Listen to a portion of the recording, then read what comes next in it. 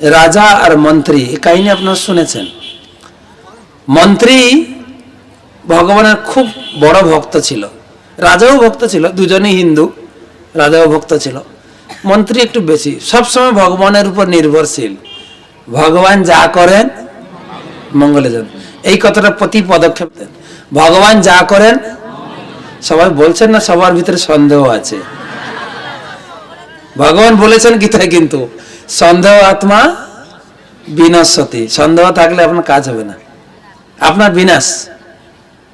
ভগবান যা করেন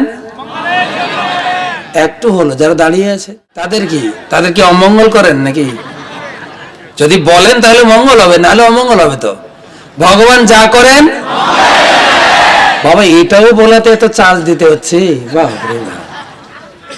ভগবান যা করেন।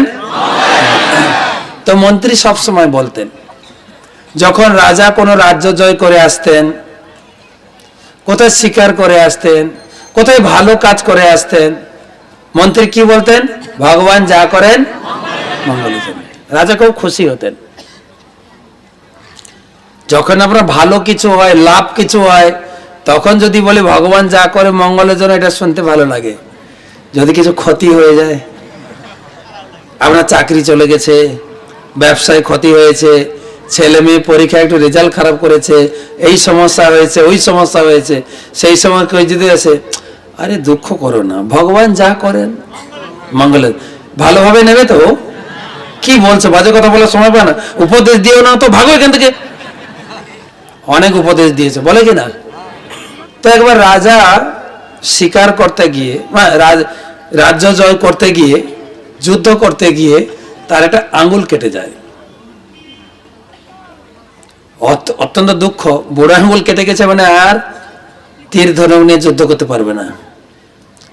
তার এত দুঃখ, তার এত হতাশা, আমি আর জীবনে এগোতে পারবো নাকি, আমাকে কেউ পরাজয় করে আমার রাজ্য দখল করে নেয়। অনেক দুঃখের কথা বাড়িতে এসে শেয়ার করছে মন্ত্রীর সঙ্গে। মন্ত্রী মশাই, আমার কি হবে এই জীবনে? আমার জীবনটা তো শেষ হয়ে গেল, আমি শেষ, আমার যে চলার পথটা আটকে গেল, আমি নাকি অনেকটা পিছিয়ে যাচ্ছি। বলছে, মহারাজ আপনি এত শোক প্রকাশ করছেন কেন, দুঃখ করছেন কেন, কি হয়েছে? কি হয়েছে আপনি শোনেননি? আমার আঙ্গুলটা কেটে গেল যুদ্ধ করতে গিয়ে। মন্ত্রীর কি উত্তর?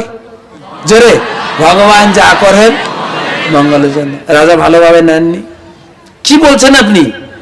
আমার আঙ্গুল কেটে গেছে, ভগবান যা করে মঙ্গলের জন্য? আপনার বুদ্ধি টুদ্ধি আছে তো, নাকি আপনি পাগল হয়ে গেলেন? ভগবান যা করে মঙ্গলের জন্য, আমার আঙ্গুল কেটে গেছে।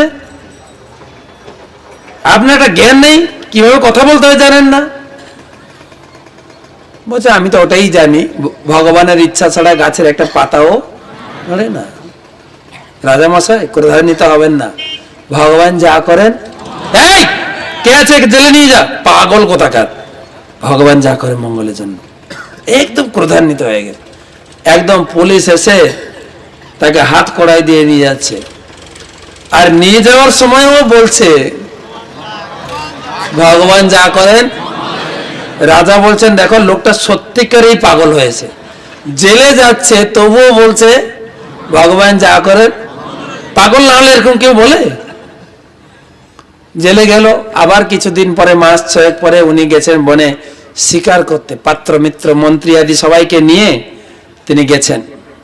মুখ্যমন্ত্রী তো জেলে, বাকি মন্ত্রী তার পার্ষদ সবাইকে নিয়ে গেছেন রাজা শিকার করতে জঙ্গল। আর ওই সময় ছিল কাল বৈশাখীর সময়, বিশাল কালো মেঘ ঝড়ে সবাই জঙ্গলে ছিন্ন ভিন্ন হয়ে গেছে, সবাই আলাদা আলাদা হয়ে গেছেন। রাজা একদম গভীর জঙ্গলে চলে গেছেন পথ না পেয়ে। আর গভীর জঙ্গলে বাস করত ডাকাতের দল। তারা ডাকাতি করতে যেত রাত্রে, আর ডাকাতি করতে যাওয়ার আগে মায়ের পূজা করত, মা কালীর। এর বিধান হচ্ছে, মা কালীর পূজা কারা করে? ডাকাতরা। আমাদের কলকাতায় আছে, কলকাতার সব থেকে বড় কালী পূজা ফাটাকেস্টের কালী পূজা। ফাটাকেস্ট বড় ডাকাত ছিল। তো ডাকাতরা মায়ের কাছে নরবলি দিয়ে তারা ডাকাতি করতে যেত, ধরেছে রাজাকে। আজকে মায়ের স্পেশাল ভোগ হবে, কি বলি হবে? নরবলি না, রাজবলি। রাজবলি। মা আজকে পূজা পেয়ে খুব সন্তুষ্ট হবেন, আর আমাদের অনেক ধন দৌলত আমরা পাবো। আজকে ডাকাতি বিজনেসটা আমাদের খুব ভালো হবে।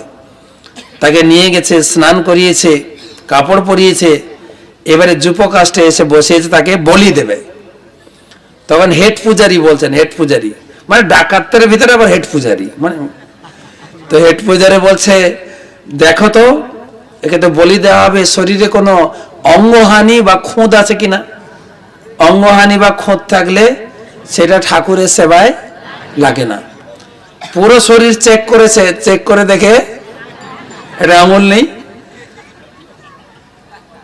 বলছে ঠাকুর মশাই, এই তো অঙ্গহানি, এর আঙুল নেই একটা, এই তো মায়ের ভোগে লাগবে না তো। আর হেড পূজারি এসে এত, তাদের একটা আশা ছিল তো, আজকে রাজ বলি দেব, মায়ের অত্যন্ত সুন্দর পূজা হবে, আজকে অনেক ডাকাতি অনেক কিছু পাওয়া যাবে, সে আশাটা পুরো। হেড পূজারি খুব ক্ষিপ্ত হয়ে গেছেন, এই চোখে তুলেছেন, এক লাথি দিয়ে ভাগা এখান থেকে। অভাগা দুর্ভাগা কোথাকার, মায়ের ভোগে লাগলো না, বেরিয়ে যাও এখান থেকে।